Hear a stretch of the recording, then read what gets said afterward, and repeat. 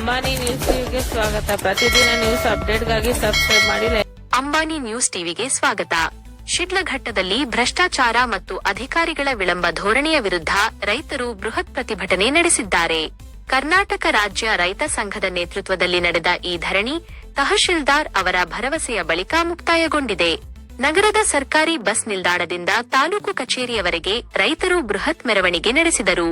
ಅಧಿಕಾರಿಗಳ ವಿರುದ್ಧ ಘೋಷಣೆಗಳನ್ನು ಕೂಗುತ್ತಾ ತಾಲೂಕು ಕಚೇರಿ ಆವರಣದಲ್ಲಿ ಧರಣಿ ಕುಳಿತರು. ತಹಶೀಲ್ದಾರ್ ಅವರೇ ಖುದ್ದಾಗಿ ಸ್ಥಳಕ್ಕೆ ಬಂದು ಮನವಿ ಸ್ವೀಕರಿಸಬೇಕು ಎಂದು ರೈತರು ಪಟ್ಟು ಹಿಡಿದರು.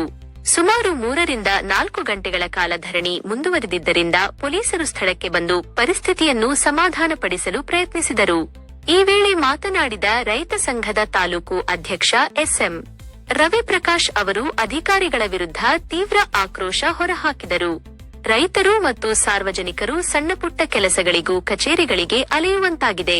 ಅಧಿಕಾರಿಗಳು ತಕ್ಷಣ ಜನಸ್ನೇಹಿಯಾಗಿ ಕೆಲಸ ಮಾಡಬೇಕು. ಸಮಸ್ಯೆಗಳನ್ನು ಹೀಗೆಯೇ ನಿರ್ಲಕ್ಷಿಸಿದರೆ ಮುಂದಿನ ದಿನಗಳಲ್ಲಿ ಇನ್ನೂ ಉಗ್ರವಾದ ಹೋರಾಟ ಮಾಡಬೇಕಾಗುತ್ತದೆ ಎಂದು ಎಚ್ಚರಿಕೆ ನೀಡಿದರು. ಕೊನೆಗೆ ಸ್ಥಳಕ್ಕೆ ಆಗಮಿಸಿದ ತಹಶೀಲ್ದಾರ್ ಅವರು ರೈತರಿಂದ ಮನವಿ ಪತ್ರವನ್ನು ಸ್ವೀಕರಿಸಿದರು. ರೈತರ ಸಮಸ್ಯೆಗಳನ್ನು ಶೀಘ್ರದಲ್ಲೇ ಪರಿಶೀಲಿಸಿ ಸೂಕ್ತ ಕ್ರಮ ಕೈಗೊಳ್ಳುವುದಾಗಿ ಭರವಸೆ ನೀಡಿದರು. ಅಧಿಕಾರಿಯ ಭರವಸೆಯ ಬೆನ್ನಲ್ಲೇ ರೈತರು ತಮ್ಮ ಪ್ರತಿಭಟನೆಯನ್ನು ಹಿಂಪಡೆದರು.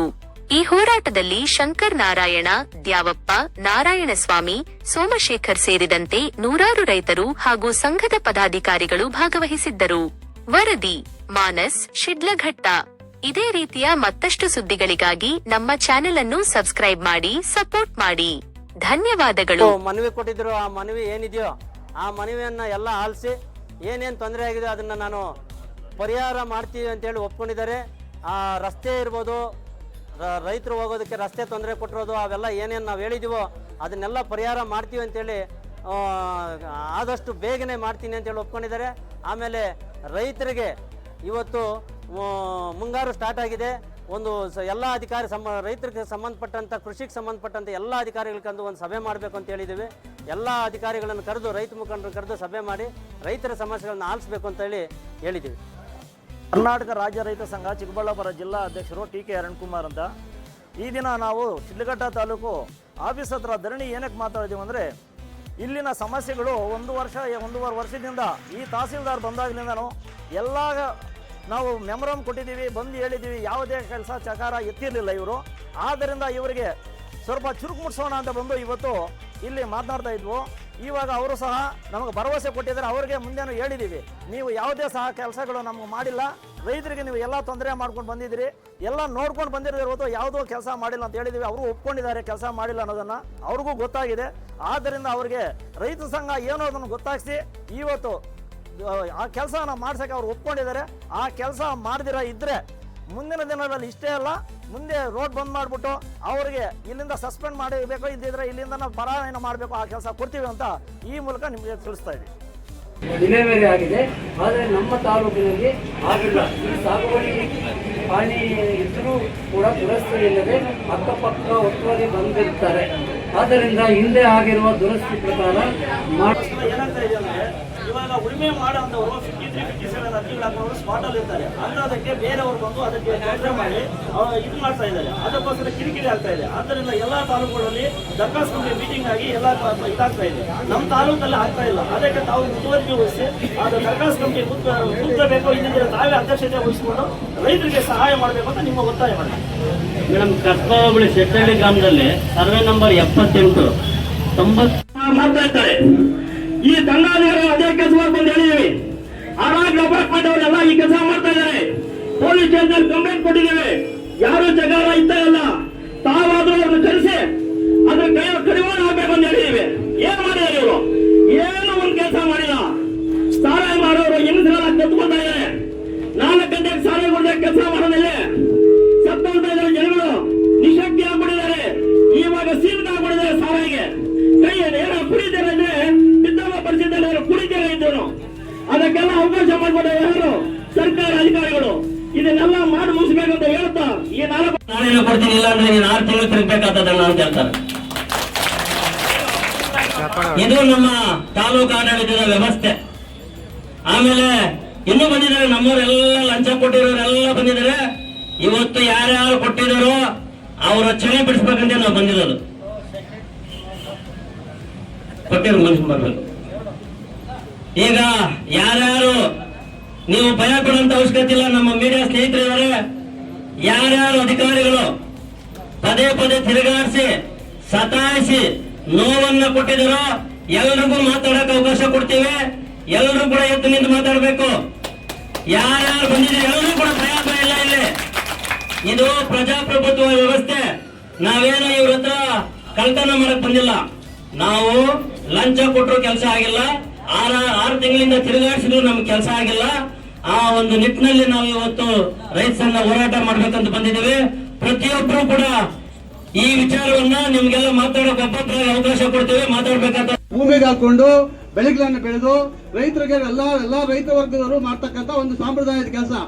ಆದ್ರೆ ಇವತ್ತಿನ ದಿವಸ ಭೂಮಾಫಿಯಾಗಳು ಬಂದು ಕೆರೆಯನ್ನ ಒಂದೊಂದು 5 ಅಡಿ 10 ಅಡಿ ಆಳ ಇಟ್ಟು ಕೆರೆಯನ್ನು ಆಳ್ಗೆಲ್ಸಿ ಆ ಭೂಮಿಯನ್ನ ಕಡಿಮೆ ರೇಟ್ಗೆ ಎಲ್ಲೋ ಹಳ್ಳ ಕೊಳ್ಳ ಗುಟ್ಟ ಎಲ್ಲ ತೆಗೆದುಕೊಂಡು ಅದರ ಸಮತಟ್ಟು ಮಾಡಕ್ಕೆ ಎತ್ಕೊಂಡು ಹೋಗ್ತಾ ಇದ್ದಾರೆ. ಇಂಥ ಬಂಗಾರವನ್ನ, ನಮ್ಮ ಬಂಗಾರವನ್ನ ಕೊಲೆ ಹೊಡಿತಾ ಇದ್ದಾರೆ ಈ ಭೂಮಾಫಿಯಾಗಳು.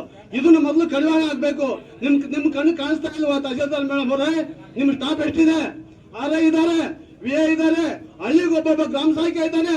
ಏನ್ ಮಾಡ್ತಾ ಇದ್ದೀರಿ? ಕಡಿದು ಕಟ್ಟೆ ಹಾಕ್ತಾ ಇದ್ದೀರಾ? ಏನ್ ಮಾಡ್ತಾ ಇದ್ದೀರಾ? ಇಂಥ ಒಂದು ಬಂಗಾರ, ರೈತರ ಬಂಗಾರವನ್ನ ಎತ್ಕೊಂಡು ಕೊಳ್ಳೆ ಹೊಡಿತಾ ಇದ್ದಾನೆ ಭೂಮಾಫಿಯಾ. 10 ಅಡಿ 5 ಅಡಿ ಮುಚ್ಚಿ ಸಮತಟ್ಟು ಮಾಡಿ ಮತ್ತೆ ಅದನ್ನ 1ಕ್ಕೆ 4ರಷ್ಟು 10ರಷ್ಟು ಬೆಲೆ ಮಾಡ್ಕೊಂಡು ಹೊಡ್ಕೊಳ್ತಾ ಇದ್ದಾನೆ. ಇದು ಬೇಕಾಗಿತ್ತ ನಮ್ಗೆ?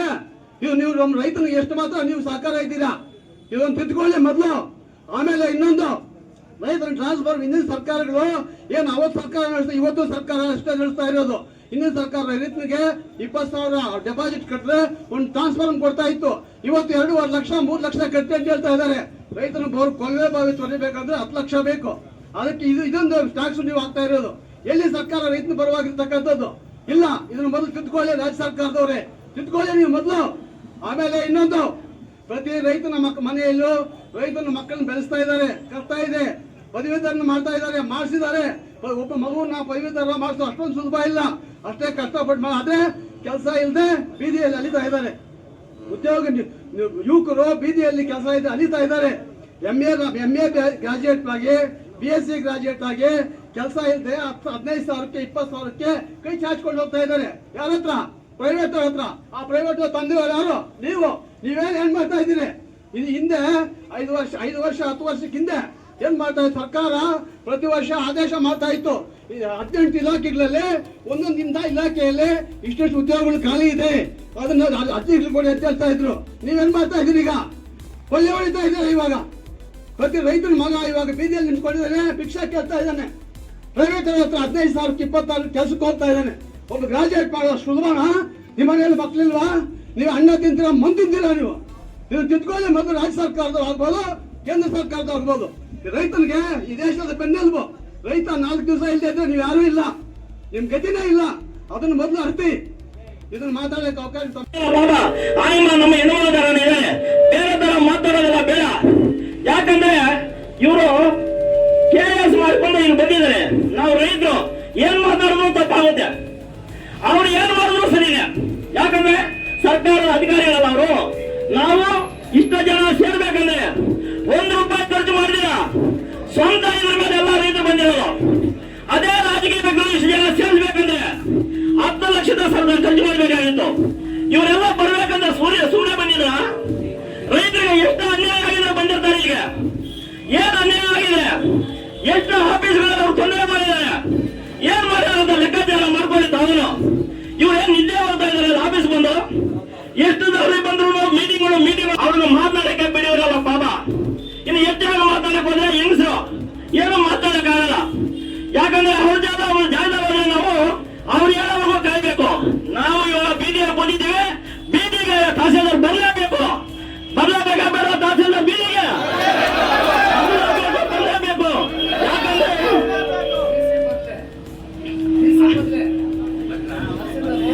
ತಹಸೀಲ್ದಾರ್ ಬರ್ತಾರೆ. ತಹಸೀಲ್ದಾರ್ ಎಂದರೆ DC ಸಾಹೇಬರು ಬರಲೇಬೇಕು. DC ಎಂದರೆ AC ಅವರು ಬರಲೇಬೇಕು. DC ಅವರು ಬರಲೇಬೇಕು.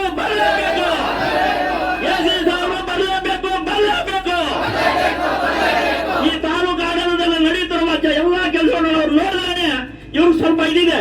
ಯಾಕಂದ್ರೆ DC ಅವರು ಎಲ್ಲ ಆಫೀಸ್ಗಳು ಹೋಗಿ ಸ್ವಲ್ಪ ಚೆಕಪ್ ಮಾಡ್ತಾ ಇದ್ದಾರೆ. ಸಾಹೇಬರು ಒಳ್ಳೆ ಗಮನ ಇಟ್ಕೊಂಡು ಒಂದು ಡೇಟ್ ಕೊಡಲಿಲ್ಲ, ಇಲ್ಲಿ ಬಂದು ಚೆಕಪ್ ಮಾಡಿದ್ರೆ ಈ ತಹಸೀಲ್ದಾರ್ ಆಫೀಸ್ ನಲ್ಲಿ ನಡೆಯುತ್ತಿರುವ ದುರಾಡಳಿತವನ್ನ ಅವರು ನೋಡಿದಂತಾಗುತ್ತೆ. ಯಾಕಂದ್ರೆ ಎಷ್ಟು ಜನ ರೈತರಿಗೆ ಅವರು ತೊಂದರೆ ಕೊಟ್ಟಿದ್ದಾರೆ, ಅಷ್ಟು ಜನ ರೈತರಿಗೆ ತೊಂದರೆ ಕೊಟ್ಟಿದ್ದಾರೆ. ಸಾಗುವಳಿ ಚೀಟಿಗಳು ಇದ್ರೂ ಸಹ ಪಾಲನೆ ಮಾಡಬೇಕು. ಒಂದಲ್ಲ ಒಂದು ಕಾರಣ ಇದೆ, ತಪ್ಪಿಸ್ತಾ ಇದ್ದಾರೆ. ಯಾಕಂದ್ರೆ ದುಡ್ಡು ಕೊಟ್ಟಿಲ್ಲ ಅನ್ನೋ ಕಾರಣಕ್ಕೆ ಮಾತ್ರ ದುಡ್ಡು ಕೊಟ್ಟಿರೋರು ಗಲಾಟರಿಗೆ ಮಾಡ್ಕೊಡ್ತಾ ಇದ್ದಾರೆ. ಮತ್ತೆ 53, 57 ಅರ್ಜಿಗಳು ಹಾಕೊಂಡು 10-15 ವರ್ಷದಿಂದ ಇಲ್ಲಿ ಕಾಲ ಕಳೀತಾ ಇದ್ದಾರೆ ರೈತರು. ಆ ರೈತರ ಜಮೀನು ಪಕ್ಕದಲ್ಲಿರೋರು ಜಾಗ ಇರುತ್ತೆ ಅಂತ ರೈತರು ಅವ್ರ ಮೇಲೆ ಭೂಮಿ ಕೂರಿಸಿ ಅವ್ರ ಮೇಲೆ ತೊಂದರೆ ಕೊಟ್ಟು ಮಾಡ್ತಾ ಇದ್ದಾರೆ. ಯಾರಿಂದ ಅದು? ಈ ಸರ್ಕಾರಿ ಅಧಿಕಾರಿಗಳಿಂದ. ಅವರಿಗೆ ಬಂದು ಸಾಗುವಳಿ ಕೊಟ್ಟಿದ್ರೆ ಅವ್ರಿಗೂ ಸ್ವಲ್ಪ ಏನನ್ನ ಇತ್ತ ದಾಖಲೆ ಅಂತಹ ಬರ ಮಾಡ್ತಾ ಇಲ್ಲ. ಇವರು ಬಂದಾಗಲಿಂದ ಒಂದೇ ಇದು ಮಾಡ್ಕೊಂಡು ಹೋಗ್ತಾ ಇದ್ದಾರೆ. ಇವೆಲ್ಲ ತಪ್ಪಿಸ್ಬೇಕಂದ್ರೆ ಸರ್ಕಾರ ಅಧಿಕಾರಿಗಳು ಕೆಲಸ ಮಾಡಬೇಕು. ರೈತರಿಗೆ ತೊಂದರೆ ಮಾಡಿದ್ರೆ ರೈತರಿಗೆ ಕೆಲಸ ಮಾಡ್ಕೊಳ್ಬೇಕು. ಇಲ್ದಿದ್ರೆ ಇಲ್ಲಿಂದ ತೋರಬೇಕು ತಹಸೀಲ್ದಾರ್ ಒಬ್ರು ಸರಿಯಾಗಿದ್ರೆ ಎಲ್ಲ ಆಫೀಸ್ಗಳು ಚೆನ್ನಾಗಿ ಕೆಲಸ ಮಾಡುತ್ತೆ.